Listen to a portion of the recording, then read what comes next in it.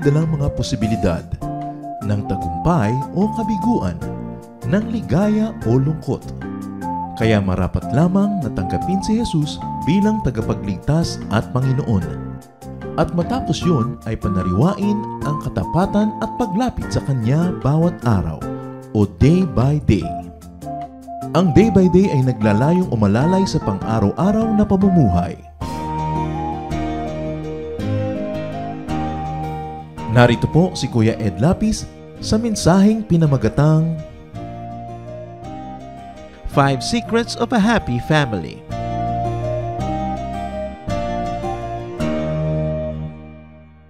Proverbs 31, 10 to 31. I'll be reading from the Contemporary English Version. A truly good wife is the most precious treasure a man can find. Her husband depends on her, and she never lets him down. She is good to him every day of her life, and with her own hand she gladly makes clothes. She is like a sailing ship that brings food from across the sea. She gets up before daylight to prepare food for her family and for her servants. She knows how to buy land and how to plant a vineyard, and she always works hard.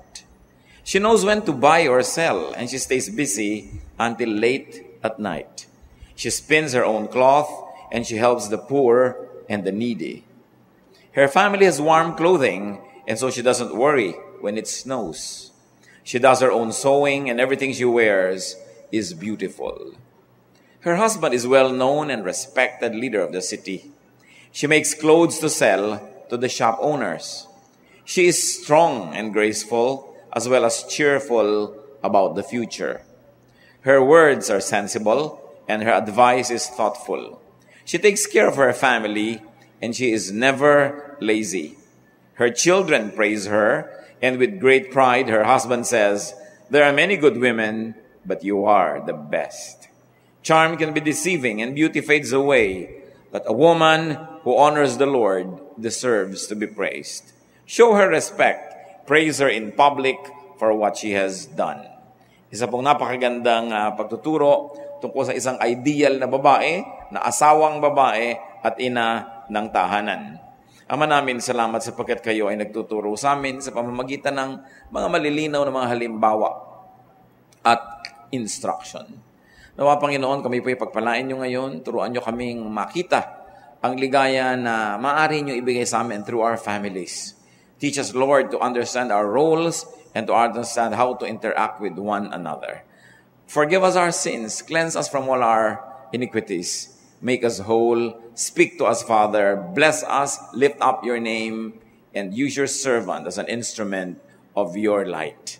May your words be our healing, may your words be our strength. Protect us from lies and falsehood, and may your protection be upon our loved ones as well. In the name of your Son, our Savior, our Lord Jesus, we pray. Ang atin pong pag-aaral, 5 Secrets of a Happy Family. Na hindi naman talaga dapat maging secret, dapat alam ng lahat. Binasa natin ang Proverbs 31 or parts of it that talks about the ideal woman. Isang babae na pinaniniwalaan ng maraming tunay na naglakad sa balat ng lupa, and at the very least, katuruan ng Biblia tungkol sa kung ano isang huwaran, mahusay at magaling na babae. Pero sa pag-aaral natin ng babaeng ito, hindi lang siya ang marapat na pagtuunan ng pansin, kundi ang bawat miyembro ng pamilya. Sa katunayan, ang mga katangiang iyon ay hindi lang kanya, dapat katangian din ng asawang lalaki at ng bawat anak at miyembro ng pamilya. Obviously, the house where this woman was queen was a very happy one, a happy family. And what are the secrets of this family? One was attitude.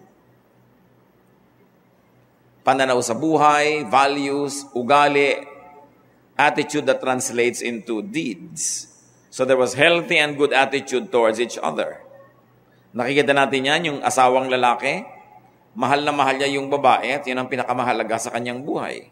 So one important attitude in a family is considering each other as precious treasure.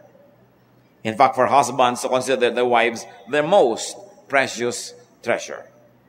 Proverbs 31:10, a truly good wife is the most precious treasure the most precious treasure a man can find. Hindi kotse. Na kuminsan mas madalas pampaliguan ng kotse kaysa asawa. Diba? Hindi relo, hindi negosyo, hindi whatever, kundi yung asawa. The wife is the husband's most precious treasure, above everyone else. When the head of the family has correct values, it is easier for everyone else to have the same correct values. Wife, therefore, values husband because husband values wife. In turn, the couple values the children, and in turn, the children value their parents. Nagsisimula doon sa puno, sa head of the family, sa pagpapahalaga sa kanyang asawa. At nakikita natin yan, pagka ang husband, pinabayaan niya yung asawa niya at hindi niya pinakita ang pagmamahal, hindi niya pinahalagahan, lalo't may iba siyang pinahalagahan outside of the marriage, nagkakagulo ang buong pamilya. Everything else gets displaced. Nagkakawasak-wasak, nagkakasira-sira. Mamaya, wala nang gustong umuwi sa bahay na hindi masaya. So we have to appreciate the importance of the husband's or the father's good example, making a very precious appraisal and attitude towards the wife. Family members need good attitude that results in goodness to one another. Pag tama ang ugali, tama ang pag-iisip, magiging tama ang bawat kilos. And as we have said, while the verses focus on the precious woman or wife, these ideal traits are actually for and about each member of the family. Hindi lang yung nanay, hindi lang yung asawang babae ang may burden na magpakaganito. Siya ang binigyan ng focus bilang isang halimbawa ng lahat ng miyembro ng pamilya. Nakita natin yung grabing achievement ng babaeng ito. Halos lahat ginawa na, superwoman. Marunong manahe, marunong magburda, marunong magnegosyo, marunong mag-real estate business, marunong mamili ng farm, magpatanim doon, marunong mag-export, marunong magluto, marunong mag-assign sa mga katulong ng gagawin. Napakasarap mamuhay. But it is impossible for such a person to exist if all the other members of the family do not support or inspire her. So para lang siyang salamin, nagaging ganun siya kasi sinusuportahan siya ng kanyang asawa. Kita nyo, ang halaga sa asawa, siya ang most precious. Her children arise and call her blessed. No, napaka-sarap na ganun yung role. Siyempre, hindi ka naman gaganahan na magtrabaho to give your best if the other members of the family ignore you. Kaya yan, may effect sa bawat isa. Para mga bola sa billiard table, pag nagbangga-banggaan, may epekto sila sa bawat isa. Mahalaga ang kilos ng bawat isa. Verse 12, she is good to him every day of her life. Mabuti daw itong babaeng ito sa kanyang asawang lalaki. Bawat araw ng kanyang buhay. Kaya sabi sa verse 11, her husband depends on her and she never lets him down. May suspecha ako na ang babaeng ito Filipina. No? Yung pinag-uusapan, talaga mga quality ng outstanding Pinay. Talagang naaasahan, pwede mong paniwalaan, at laging nandun. So what one quality, what secret of a family is this? Everybody's dependability. Naasahan. Hindi lang yung nanay, hindi lang yung tatay, bawat miyembro ng pamilya, pag may assignment, pag may duty, pag alam na niya yung duty niya, hindi mo na kailangang i-check, alam mo mangyayari kasi there is dependability. And when people you depend on let you down, the entire system breaks down. But when people are dependable, there is interdependence. At yan ang tunay na pamilya. Umaasa ako sa iyo, umaasa ka sa akin, nag-aasahan tayo dahil tayo yung maaasahan. And because of that, we have stronger ties. I don't want to live without you and you don't want to live without me because we are interdependent. Anong kalaban ng pamilya sa ganito? Yung sobrang independence. Yung kanya-kanya. Hindi nagtutulungan, kanya-kanyang kayod, kanya-kanyang lakad, kanya-kanyang buhay. Parang hindi yun ang tunay na kahulugan ng pamilya. Proverbs 31:15, description pa ng babaeng ito, she gets up before daylight to prepare food for her family and for her servants. So inaasahan niya, bining, itong kakainin mo, di ba? Ito ang kakainin mo. Yung lahat ng mga tao naka-assign, hindi magulo. Hindi halo-halo. At ano pang ibig sabihin pagka maaga kang gumigising, special ang nagiging preparation. Hindi kung ano-ano na lang. there is service to one another. Now, it's not always the woman. It can be the man. Lalong-lalo kung pareho kayo nagtatrabaho sa labas ng bahay at siya ay pang umaga o pang gabi, whichever, kung alin yung convenience sa inyo, dapat nagtutulungan. You serve one another. Hindi lang, gusto kong bigyan ng diin, yung babaeng pinag-uusapan. Kasi kung siya lang ang gumagawa nito, matagal na siyang nag-resign. Kailangan meron ding response, meron ding sagot, at meron ding sukli na natatanggap siya. Kaya kung ano yung sinasabing katangian ng babaeng ito, katangian din dapat ng bawat miyembro ng pamilya. Verse 27, she takes good care of her family and is never lazy. Dapat walang miyembro ng pamilya na tamad. Lahat dapat ng marunong kumain, marunong magluto, marunong maghugas ng plato. At pagka may edad na, marunong maghanap buhay. Hindi yung anong ulam, tinatanong pa ko anong ulam, hindi naman nagbibigay ng pambili ng ulam. Diba? Mapili pa at maarte. Kailangan, kung marunong ka magdumi ng damit, marunong ka maglaba, marunong ka mamlansya. Kung may ibang gumagawa niyan dahil may household staff, kung absent yon or on leave o may sakit, dapat marunong ka rin gumawa. Yung dapat na ine-enjoy mo sa buhay, alam mong kitain at alam mong gawin at alam mong i-maintain. Ano pa ang pamilyang ito? Kahanga-hanga, there is praise of one another. Nagpupurihan. Verses 28 to 29, her children praise her. And with great pride, her husband says, there are many good women, but you are the best. Siyempre, ang sarap naman magluto kung yung kumakain, yun ang sinasabi. Hindi yung pintas. Hirap na hirap ka magluto para maihain mo ng mainit. Tas ang tagal lang nakahain, tulog pa yung mga kakain. Lumamig na, nakatatlong init na, tulog pa rin. Siguro ihahampas mo na yung kawali sa kanila. Bukas hindi ka na ideal wife noon dahil nainis ka na rin. Kaya yung mga iba, ang ganda-ganda ng simula, ang husay-husay ng isang partner, pero hindi sinusuklian ng kahusayan din, tinatamad na tuloy. We must bring out the best in each other, not the worst. But if you are not an inspiring companion, you will probably inspire the worst to come out. And there is respect for each other in this family. Kaya ang sabi sa verse 31, show her respect. Praise her in public for what she has done. So maganda yung samahan nila. May isa pang sikreto ang pamilyang ito, production. Surplus production. Hindi lang sila kumikita ng kailangan, sobra-sobra sa kanilang kailangan, yung kanilang income. For a family to be happy, you must be well provided for. If not sobra, at least enough. Pero itong pamilyang to produces more than what the family needs. Why? Because the woman, and presumably everybody else, works beyond minimum expectations. No? Hindi lang minimum, pwede na yan.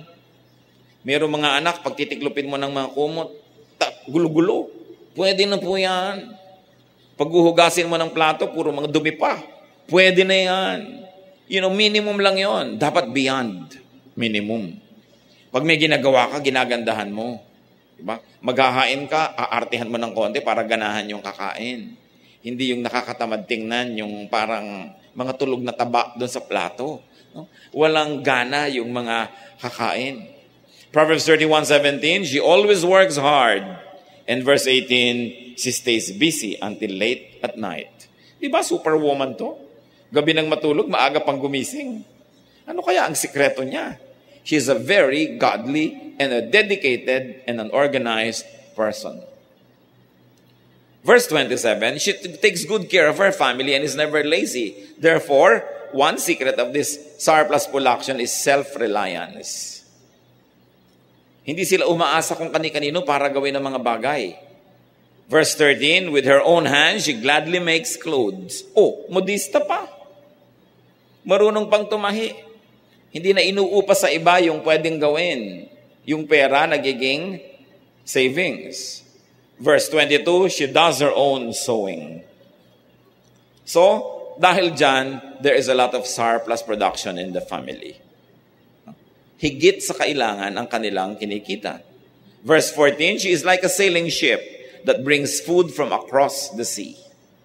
Tuwing darating siya sa bahay, may dala siyang masarap, may dala siyang maganda. Hindi lang siya nag-shopping Kasi alam niyo kung anong ginagawa niya? Nagne-negosyo siya. Tuwing lumalabas siya sa bahay, meron siyang paninda, magde-deliver siya ng mga goods, so may co-collection siyang pang mga kinita, mag-uuwi siya ng mga masasarap. Verse 16, she knows how to buy land and how to plant a vineyard. Agriculturist pa. Horticulturist pa siya at magaling pa sa real estate. She knows when to buy or sell. Siyempre, hindi lang sa buying ka dapat maganda, sa selling din. Timing. Marunong ka sa negosyo. And she makes clothes to sell to the shop owners. Hindi lang siya dumadating sa shop para mag-shopping. May tinda rin siyang dala. No? Pag pumunta siya sa Baguio, may dala siyang goods from Divisoria. Ibabagsak niya doon. Kita siya ng konti. Kahit gumastos siya. Pag alis siya doon, may dala siyang gulay, dala niya pababa. May tinda na naman siya. Kahit saan siya sumuot, kumikita. Siguro, Filipina, Chinese mestiza itong babaeng ito. Talagang magaling sa negosyo. Yung lagi na lang nakakakita ng pagkakaperahan. Dapat ganon. Kung marunong kang gumastos, marunong kang kumita. Another secret of this family, and many families miss this. If they are hardworking, if they go beyond the minimum, and they're forever working, they miss this. But this is important in happiness. Well-deserved, sensible, and appreciative consumption. Enjoyment. Alam naman, puro ka nalang kita, wala ka ng gastos. One way din yun. Puro ka trabaho, wala kang pahinga. Kailangan ng tao marunong mag-enjoy ng bunga ng kanyang mga paghihirap. Proverbs 31:15, she gets up before daylight to prepare food for her family and for her servants. You know what that means?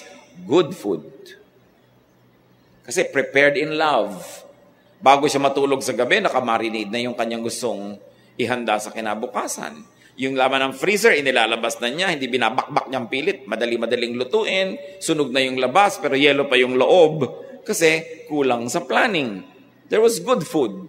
Verse 21, her family has warm clothing, and so she doesn't worry when it snows. Sa Israel kasi may winter.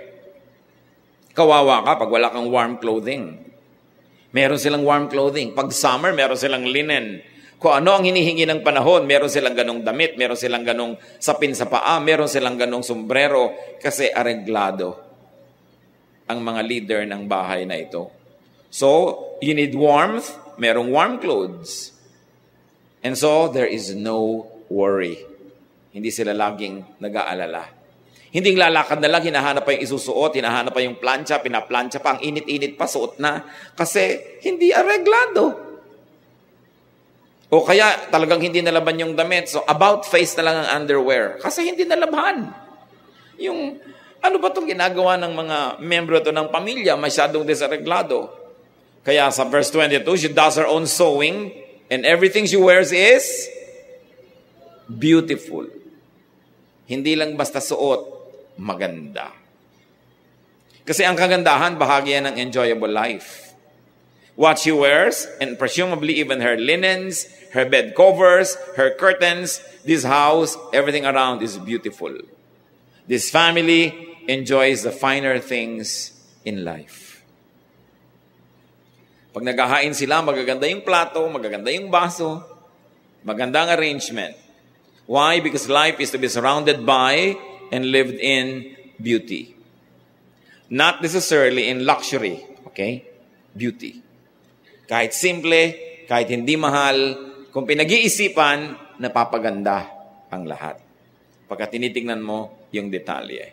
The fourth secret of this happy family, which is related to the first secret, is good relations with others, meaning people outside of the family. Do sa first secret, maganda yung samahan nila sa loob. Ito maganda naman ang pakikisama nila sa labas. Family life could be much better with friendly relations with others that allow and result in peace. Kung nagmamahalan nga kayo pero basagulero yung tatay mo, palaaway yung nanay mo, chismosa, marami nakakaaway, so naglalakad kayo, nababato kayo ng kung ano-ano, nadadamay ka. Diba? Kaya yung mga matitinong magulang, nagpapakatino sa buhay para magkaroon mga taong galit sa kanila, madadamay tuloy mga anak nila. Naranasan mo yung mga tatay na maglalasing, makikipagsaksakan, pupuntahan ng anak sa labas para tulungan, yung anak ka nasaksak dahil sa lasenggong tatay. Nasusuot sa gulo yung kuya dahil basagulero tong kapatid. Magda-drugs, pagkatapos hindi makaya yung drugs, kung ano-anong gagawin, pati kotse ng kapitbahay, sinusuntok. So anong mangyayari? Makapaaway ang kapatid, mapapahamak. Ang bawat miyembro ng pamilya, may pananagutan tayong maging mabuting tao sa mga tagalabas para huwag tayong magdala ng gulo sa loob. Kawawa naman yung mga magulang na walang ginagawa kundi hanapin ka sa ospital o kaya sa presinto o sa morgue. Unfair. Kung minsan tahimik na tahimik ang buhay mo, pinapatino mo, nagkakagulo-gulo yung buhay mo dahil may member ng family na gumagawa ng mga kabalbalan, nadadama yung mga ibang members. Pero if our family members know how to have good relations outside, there is peace. There's trading. Siyempre, kung manggagancho yung tatay at nanay mo, minsan lang makapagnegosyo yan, tapos minaantutri niya yung mga kanegosyo niya, mamaya puro maniningil yun nasa pinto nyo, puro mga naniningil, puro galit, wala na kayong ibang negosyong pwedeng gawin. When the people are well-behaved, there is security enjoyed by the members. Kaya ang sabi sa verse 16, she knows how to buy land. At mahalaga yung verse 18, she knows when to buy or sell. She knows how to buy, how to sell. Ang ibig sabihin nito mga kapatid, bukod lang sa alam niya yung skill, marunong siyang makipagkapwa. Sustainable ang mga relationships niya, nauulit ang kanyang mga negosyo, because what it means to know, knows mean win-win. Hindi lang siya nang lalamang sa kapwa at siya lang ang kumita, yung partner niya hindi na. Hindi lang siya sobrang barat sa palengke, siya na lang yung nakinabang, yung tinderang kawawa, wala nang tinubo.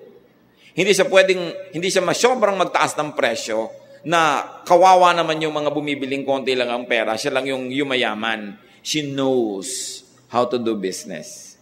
And you know good business? Binubuhay mo yung mga kapartner mo sa negosyo. Hindi lang ikaw. Kasi pag namatay yun, wala ka ng kapartner. Pinapasaya mo, binibigay mo ng satisfaction, savings, pati yung mga bumibili sa'yo. Para bukas, may pera pa uli siya para ibili sa'yo.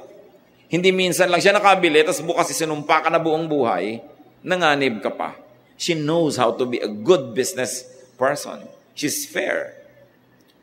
It is a business policy that sustains everyone. When we have bad business ethics, our family can suffer and pay.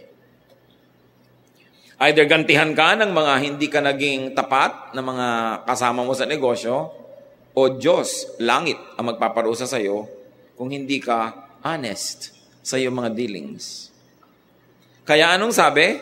Dahil matino ang babaeng ito, her husband is well-known and respected leader in the city. Kung meron tayong family member na 'di ba gumagawa ng sobrang mga mali, halos ayaw mo na ipakita yung mukha mo sa kapitbahay, halos ayaw mo nang pumunta sa country club, halos ayaw mo nang makita sa ibang lugar kasi nakakahiya. Kaya meron tayong pananagutan na ikarangal tayo, ipagmalaki tayo ng mga miyembro ng pamilya natin, hindi ikahiya. Mga estudyante, abay may awa naman kayo sa nanay at tatay nyo kung laging napapatawag ng principal. Lagi na lang ipinapatawag ng dean. Lagi nakikiusap sa mga paaralan na tanggapin na kayo, nakakapitong lipat na. 8 kick out na, hindi pa kayo matahimik sa buhay. Kawawa naman yung mga magulang. No? Imbes na maipagmalaki yung anak, siyempre anak, mahal pa rin yan. Pero hindi mo maipagmalaki. Di ba ang sarap na bigyan mo yung magulang mo ng kaligayahan na naipagmamalaki ka niya? Siyempre, maipagyabang ka naman kahit konti ng magulang. Alam niyo namang magulang, kahit konti lang, masaya na. Pero lalo na kung marami. So every member is to strive for personal respectability. Mga kadalagahan, iniingatan nyo inyong puri.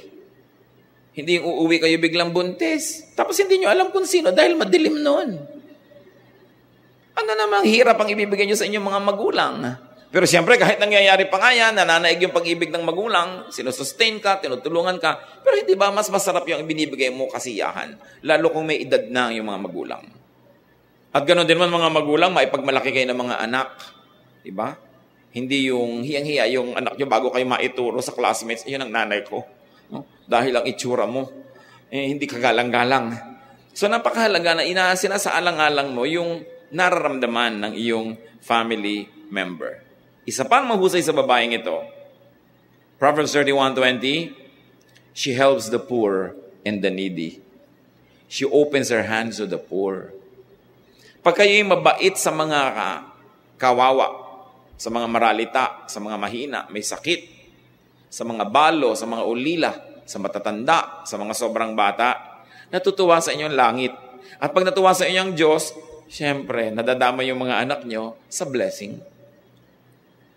Pero kung nagalit sa iyo ang langit, damay din sila sa mga palo at hampas ng langit. Hindi lang yun.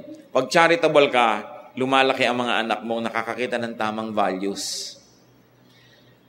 Iisipin nyo, itong babaeng ito, lahat na lang ginawa, trabaho, hanap buhay. Iisipin nyo, puro siya, business is business. Puro na lang pera, puro kabig, puro kwenta, puro tuos. Pero hindi. Kumikita siya ng sobra para mag-enjoy ang kanyang pamilya at nang may maibigay pa siya sa charity. Hindi lang siya kita ng kita for the sake of money. Hindi siya lover of money. She is a maker and producer of money, but not a lover of it. Because she loves God, she loves her family, and she loves even the poor. Ano pa nga naman ang maipipintas mo sa kanya? The good we do, return to our family members. But of course, the bad we do also does the same. Kung ano itinanim natin, inaani natin at ng mga mahal natin sa buhay. The fifth secret of this family, wisdom. This woman who represents the family in this study, verse 26, her words are sensible and her advice is thoughtful. It's very precious when you have a mother or a father whose words are sensible. Pag bumubuka ang bibig, may kahulugan, may katuturan, hindi walang kwenta. Pag nagpapayo, pinag-iisipan ang sinasabi. This actually is inner beauty. And this is the most important of all the forms of beauty, inner beauty. Pag nagsalita, nakita mo yung puso, aba, ang ganda ng puso. Pag nagsalita, nakita mo yung utak, aba, ang talino ng isip. Hindi ang ganda-ganda nga nung nagsalita, gumuho ang lahat ng kanyang monumento dahil wala palang kwenta-kwentang magsalita. Nonsense. No? Proverbs 31:30, charm can be deceiving and beauty fades away, but a woman who honors the Lord deserves to be praised. So above all, the highest quality of this woman was godliness, which should be the highest quality of every member of the family. Sa 1 Peter 3:3-4, nagkaroon na isang paalala sa kababaihan na sobrang pinapahalagahan, panglabas lang, nalilimutan yung panloob. Your beauty should not come from outward adornment, such as braided hair and the wearing of gold jewelry and fine clothes. Instead, it should be that of your inner self, the unfading beauty of a gentle and quiet spirit, which is of great worth in God's sight. Don't get the verse wrong. Hindi naman masamang magtirintas yung babae o mag-ayos ang buhok. Hindi naman masamang magdekorasyon sa ulo niya ng mga paru-paro, bituin, buwan, at kung ano-ano pa. No? Hindi naman masama na mag-ayos siya, pero nagiging masama kung yun na lang at wala nang iba siyang katangian. Lalo pa nga kung napabayaan niya yung ibang katangian para lang magkaroon ng ganong itsura. Napakahalaga yung pangloob na kagandahan. Sabi, ito ang tunay na mahalaga, the unfading beauty of a gentle and quiet spirit. Yung hindi masyadong mabilis magalit, hindi mabilis matakot, hindi madaling mag-react, yung tahimik, unruffled like a quiet pool without blemish on its face. Humaharap sa sobrang saya at sa sobrang lungkot na buo ang loob.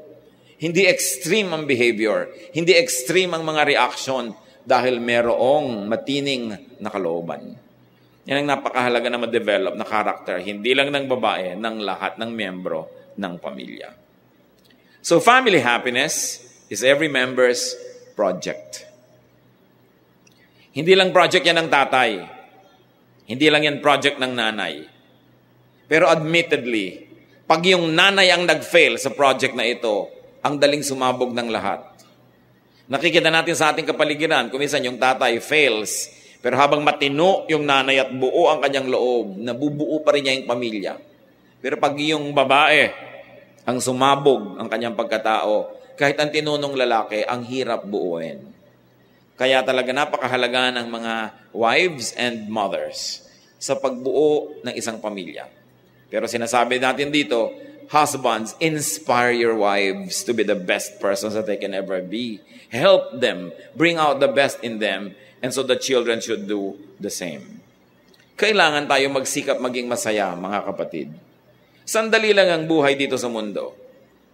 Sandali lang. Ano ba yung 90 years kung maka 90 ka? O 100 kung maka 100 ka? Imagine kung 100 years ang life, kung 50 ka, kalahati na. Gaano karami na lang yung natitira? Kailangan masaya ang buhay. Ang mga bata, gaano katagal kasama ng magulang? 18, 20, 25 years? Tapos mag-aasawa.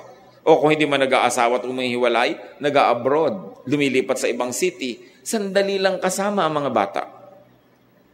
Kaya dapat pinagsisikapan na masaya para ang pabaon mo sa kanya, saan man siya magpunta, saya. Siyempre may lungkot ang pamilya. Pero yung lungkot na natural lang, nagiba ang bahay nyo dahil sa lakas ng bagyo, nalungkot kayo, pero bagyo yung may kasalanan, hindi yung kayo-kayo. Diba?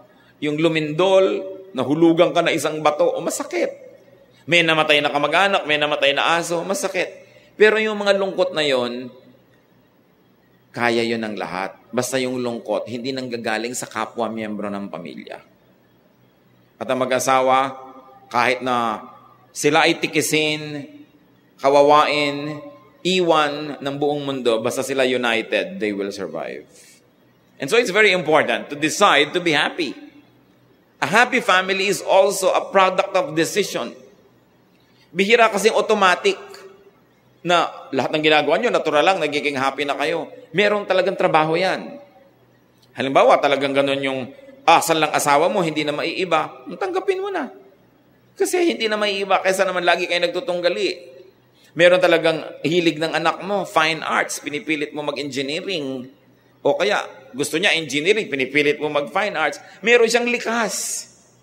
Ang tao, siya nagbo-blossom, nagiging masaya, mabunga, kung nandun siya sa likas, sa hiyang sa kanya. Kaya ang trabaho dapat ng family members is to encourage and support one another to be the best versions of themselves, not to be cheap, second-rate copycats of their cousins or their other relatives or other friends. So, dapat dentist ka kasi mga pinsan mo dentist. Ginagawa mo siyang copycat. Kung ayaw niya, paano? Kuminsan, pinagbibigyan ng magulang, napipilitan ng bata, pero kalahati lang ang saya. Tapos buong buhay, ang kaharap niya mga ngiping bulok, hindi naman niya gusto yon. Paano siya sasaya? You have cursed the person unto a life that he did not like. Sandali lang nga yung buhay. Kaya dapat magpasya tayo. Mag-usap-usap ang pamilya, magplano, tanggapin ang isa't isa, magsuportahan para yung maiksing buhay, mapasaya to the max. Ecclesiastes 9:9, life is short. And you love your wife, so enjoy being with her. This is what you are supposed to do as you struggle through life on this earth. Ano sinasabi dito? You enjoy being together, so fight for it and be together. There also is a time when you have to say, enough is enough. Kung minsan umaalis yung isa, nag-abroad para lang magbayad ng utang o nabayaran na si utang o another year kasi gusto pang medyo magkaroon ng konting savings. O sige, another year or two. Mamaya kumuha na ng hulugang lupa sa kung saang subdivision sa Pililla, Rizal. So, another 5 years. O anin mo yung lupa na walang bahay, so kailangan magkabahay, so another 5. Dahil nasa Pililla, kailangan naman ng kotse, so another 5. Mamaya, namatay na siya sa abroad, hindi na nakauwi. Sa tagal. Dahil hindi na mauubos-ubos yung gusto mo sa buhay na kailangan ng pera. So a wife and a husband says, enough is enough, ito na lang. O ang negosyo lumalaki, palaki na ng palaki, pero hindi na kayo nagkikita. Isa nagkakahiwalay na kayo, ang init-init na ng ulo nyo pareho uuwi dahil pareho na kayong pagod. You say, enough is enough, let's be happy with this amount, and then let's enjoy our company. Kasi darating ang panahon, mamamatay na yung isa, sayang, hindi sila nagkasama. So sabi, mahal mong asawa mo, pues, gumawa kayo ng paraan that you enjoy being together. Ibig sabihin, kailangan din siyempre may pera kayo kasi magastos din magkasama. Alangan mo nagtitingin ng kitaghahangaan sa isa't isa maghapon tapos wala naman kayo makain. Kaya yung isa sa happiness ito pinag-uusapan natin mga kapatid, surplus production, di ba? Kailangan marunong kang kumita, hindi puro gastos. Ang mga tao dapat nag-iipon o may insurance kasi alam natin dumadating ang sakit. At pag dumating yung mga sakit sa inyo, usually you're too old to save. Kaya dapat habang young ka pa lang, nagsisave ka na, young people. No? Kung kukuha kayong insurance habang maaga, mura pa yung premium. Ingatan nyo lang dahil baka kayo ma-1, 2, 3. No?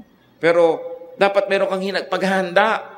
Hindi ang tanda-tanda mo na, tsaka ngayon yung mga atay mo, yung mga buto-buto mo at kung ano-ano, ay mga may sakit na, pero lampas ka na sa tanghaling tapat ng buhay, wala ka na ngayong magawa, anong gagawin mo? Kaya dapat itong message ito para doon sa mga merong pampanahon, ihanda nyo ang sarili nyo dyan. Kasi sasandali ang buhay at marami doon katandaan na maraming mga karamdaman. Sabi sa Ephesians 5:25, happy families, remember? Husbands, love your wives. Ngayon, wives to, kasi husbands, baka naman akala nyo plural yung mga asawa dyan. Mabuti pa sabihin natin, a husband should love his wife. Para clear. No? A husband is to love his wife.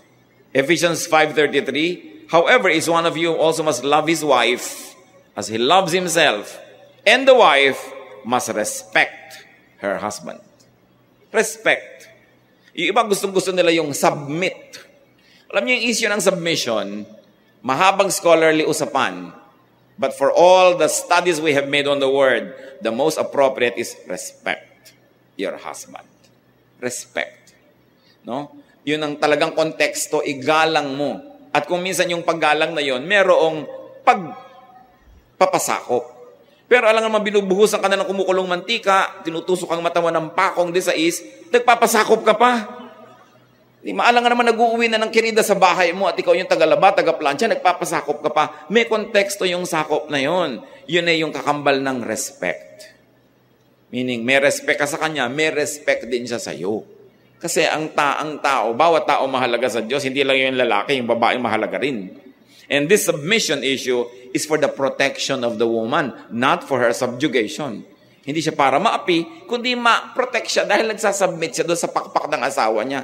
Kung walang pakpak at inaapi-api-api ka, nire-review mo yung ibig sabihin noon, hindi yung bulag na pagpapasakop. So a wife is to respect her husband. 1 Thessalonians 3:11-12, keep away from busybodies. Such people we commend and urge in the Lord Jesus to settle down and earn the bread they eat. So anong sinasabi dito sa bawat member ng family? And very specifically in context nito actually, sa mga anak ng Diyos, lalo yung mga kababaihang chismosa, sabi, lumayo kayo sa chismis. Ang ugaliin ninyo, maghanap buhay kayo, yung kumita kayo. Hindi yung puro kayo daldalan ng daldalan na wala namang nangyayari. At napakarami nating ginagawang pagsasayang ng panahon. This is a national vice. Ang hilig-hilig ng mga Pilipino magkwentuhan, wala ka man lang makitang nagbabasa. Daldalan ng daldalan, daldalan ng daldalan. Hindi man lang magbasa. Sana man lang may dala-dala ka kahit maliit na libro na babasa mo, nadadagdagan ng alam mo sa buhay. Hindi yung puro chismisan ng chismisan, kwentuhan ng kwentuhan. Walang nadadagdag sa isip. It is one of the things I wish our people had more of. And this is reading. Hindi puro kwentuhan ng kwentuhan. Sino sa inyo may dala sa bag nyo na libro para mabasa? Sige nga. Naku, baka mga true romances. No? Mga kung ano-ano. Pwede na rin yun. At least natututo ka ng spelling. No? Pero paminsan yung mga laman nun, isa pang nakaka-brain damage. No? Puro mga fantasy. It's important to keep our minds growing in this short life that we have. 1 Thessalonians 3:11-12, so nabasa na natin, basta't umiwas sa mga taong hindi productive. Exodus 20:14, siyempre para sa mag-asawa to, you shall not commit adultery. Couples are to be sexually faithful to each other.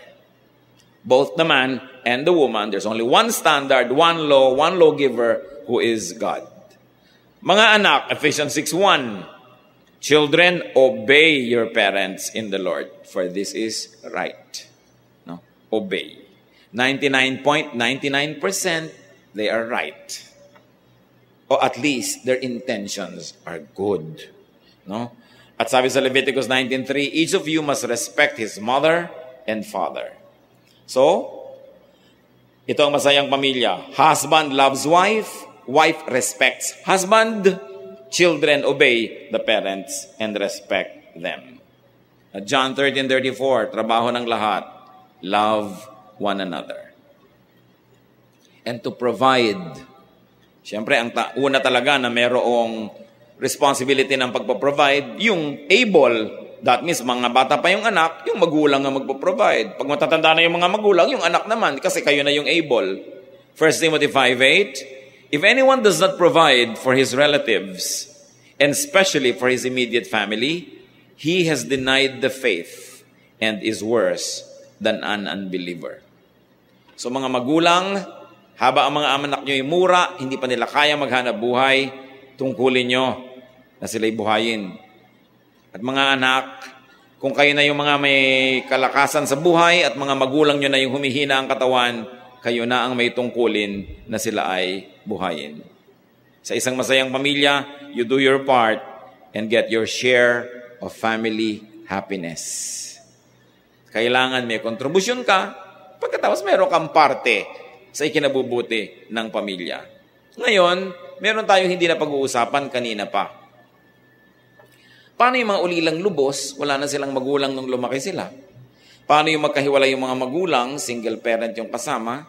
How about incomplete or dismembered or what some people even call dysfunctional families? Marami sa atin, ganun yung background. Why? Because life is not perfect. Maraming ganun. Ang unang-unang dapat natin gawin, forgive.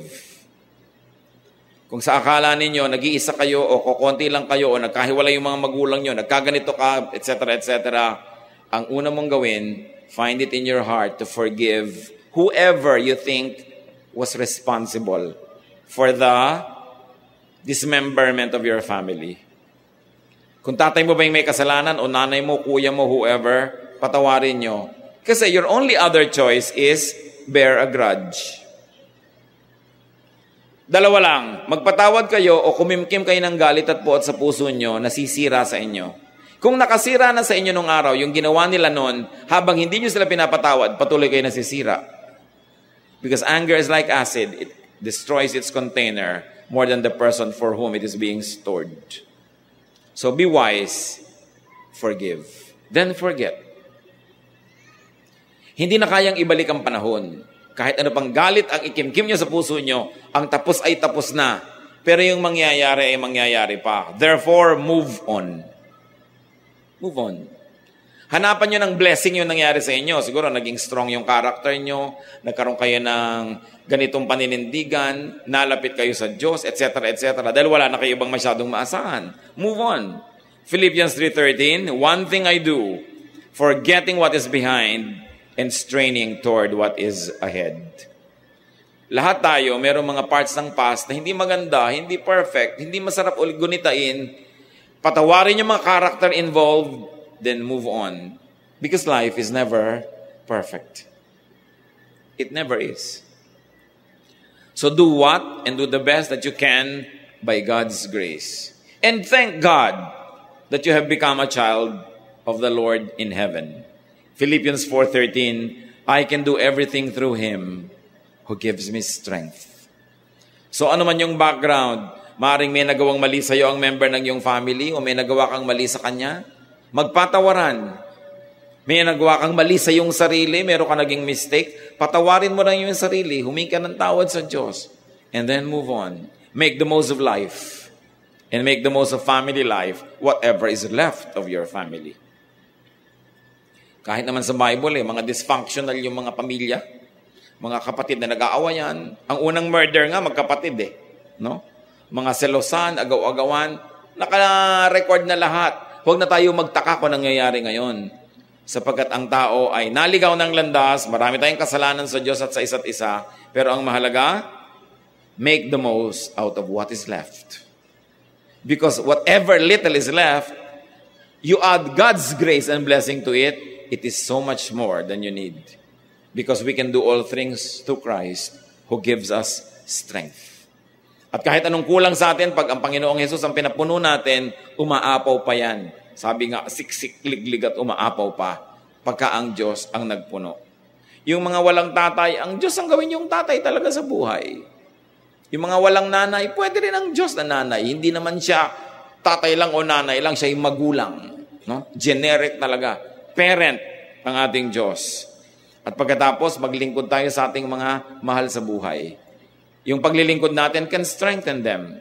Sometimes yung ating pag-unawa, malaking-malaking bagay pala doon sa tao kasi kung hindi natin siya ununawa noon, nag-suicide na pala o sumabog na, nabaliw na dahil bibigay na, yun na lang hanggang doon na lang ang kaya niya. Pero inunawa mo, minahal mo, na-extend ang kanyang sanity, na-extend ang kanyang buhay.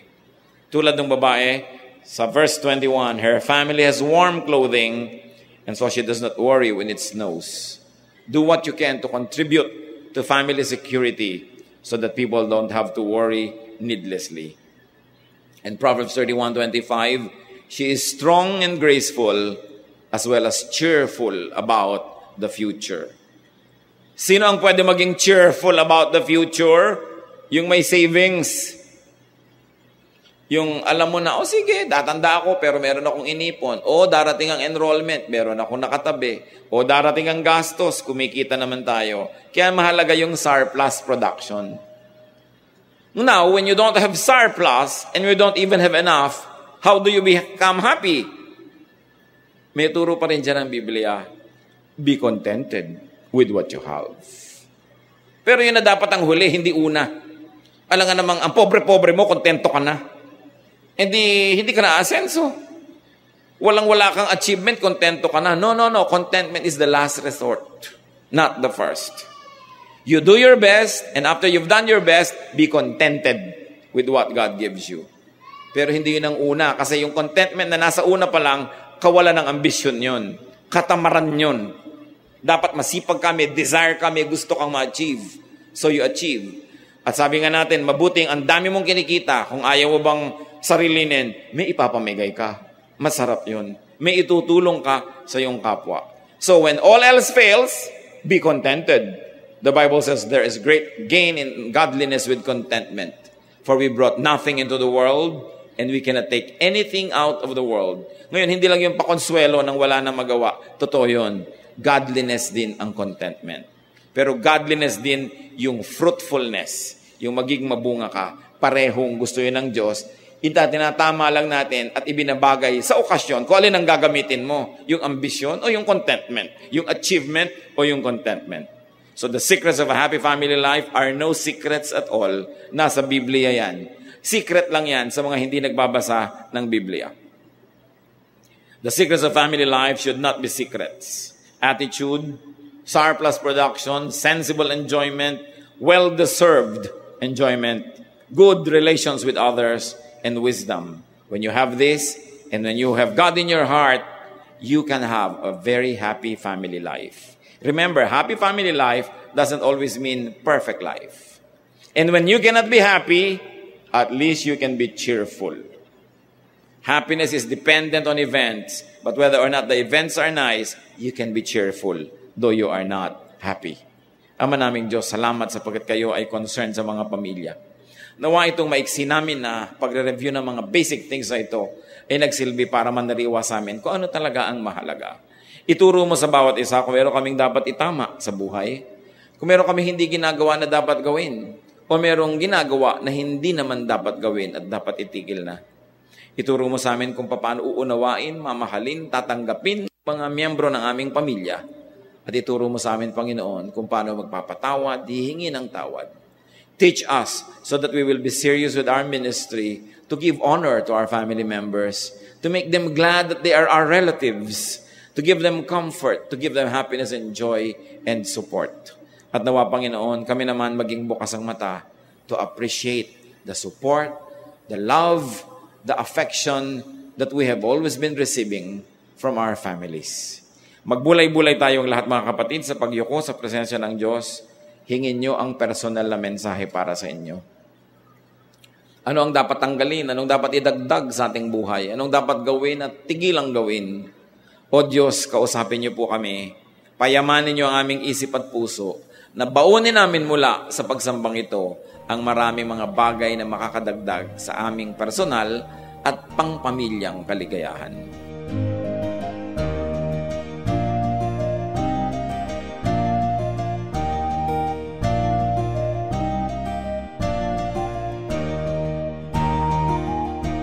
Ang katatapos pong mensahe ni Kuya Ed Lapiz ay pinamagatang 5 Secrets of a Happy Family.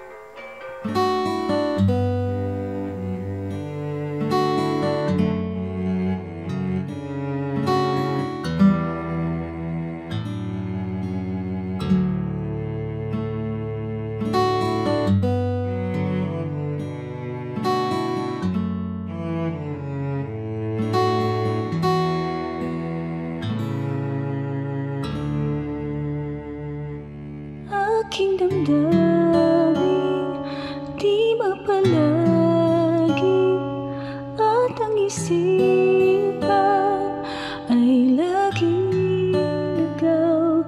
Di mawawari ang buhay palagi kahit itama ay hindi sapat. Nais kong itamang lahat, ngunit iabot at di sapat. Jesus, kailangan kita. Jesus, hindi mangangamba. Jesus, pag-ibig niyo'y iba di mapapantayan kahit na sino man. Jesus, kailangan kita. Jesus, sa'yo'y hindi mangangamba. Jesus,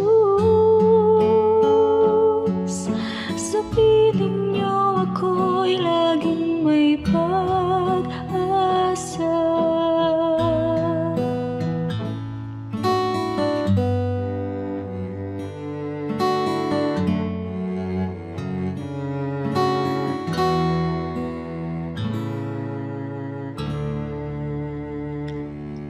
Aking damdamin di mapalagi at ang isipan ay laging ligaw. Di mawawari ang buhay palagi kahit itama ay hindi sapat. Nais kong itamang lahat, ngunit iabot at di sapat. Jesus, kailangan kita. Jesus, hindi mangangamba. Jesus, pag-ibig niyo'y iba di mapapantayan kahit na sino man. Jesus, kailangan kita. Jesus, sa'yo'y hindi mangangamba. Jesus, sa piling niyo ako'y laging may pag-asa. Jesus, kailangan kita. Jesus, hindi mangangamba. Jesus, pag-ibig niyo'y iba di mapapantayan kahit na sino man. Jesus, kailangan kita. Jesus, sa'yo'y hindi mangangamba. Jesus, sa piling niyo ako'y laging may pag-asa.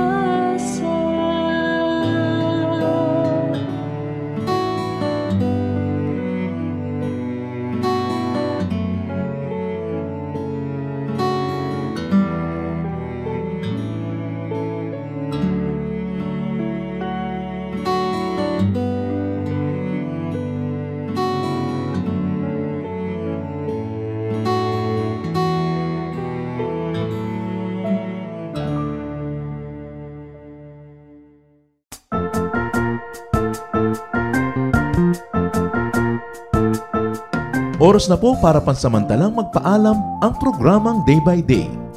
Tayo po'y magsama-sama tuwing ika-6 hanggang ika-7 ng umaga, araw-araw. Magandang umaga po at mabuhay ang Panginoong Hesus!